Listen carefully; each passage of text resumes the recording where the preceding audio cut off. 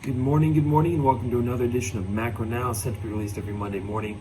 Today is Monday, April 3rd, 2021.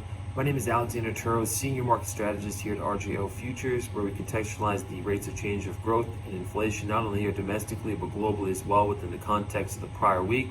So with that said, we'll start with the global currency market. The US dollar index having a counter trend bounce of 0.5% last week for its first up week in the last four, as it continues to signal bearish on a 90-day trend duration. You had the euro versus the US dollar correct in kind, minus 0.6% to now plus 2.6% in the last month, as it continues to signal bullish on a 90-day trend duration.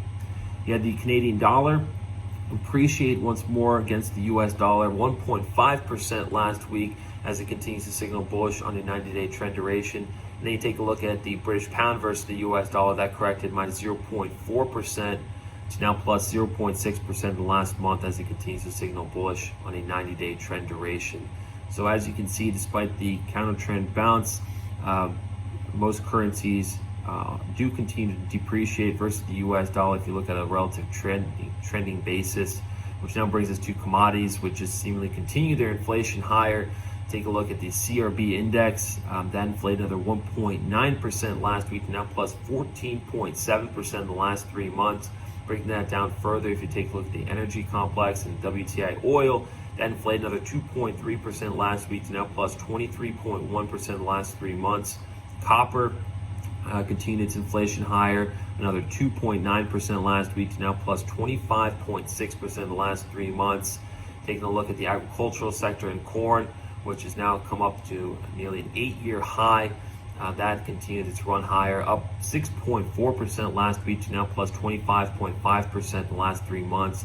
And then we'd be remiss if we didn't note on lumber, continued its parabolic break to the upside, just another 11.1% last week to now plus 80.9% in the last 3 months alone. Which now brings us to U.S. equity volatility.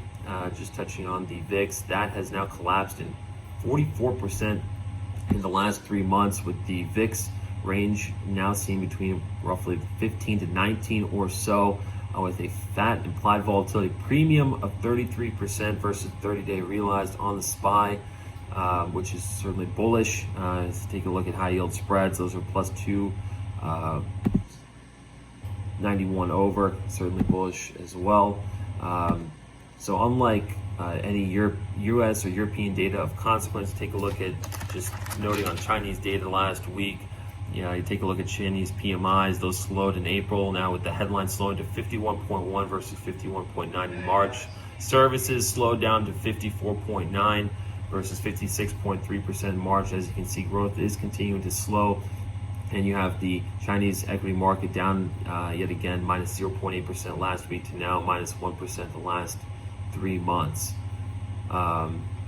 Taking a look at, on the other side of that, you do look at Europe, with European yields just continuing to break out and move higher.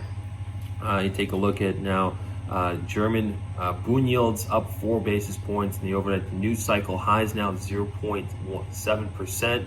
That's on the back of strong growth acceleration of German retail sales, accelerating 11.0% year over year versus minus 6.6% last month. And on the back of that, just noting on Italian yields, 10 years up 4 basis points to 31 basis points in the last month, to now plus 0.94%. Take a look at European equities. France was up 3.1% last month, and even something like Poland was up 5.7% just last month as well.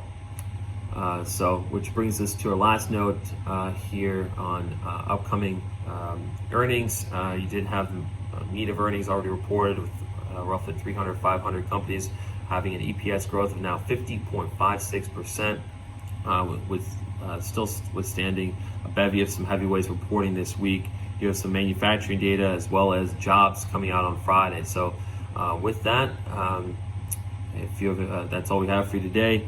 If you have any questions or like to follow up, please feel free to reach out to me directly. Otherwise, thank you for listening, and keep your head up out there.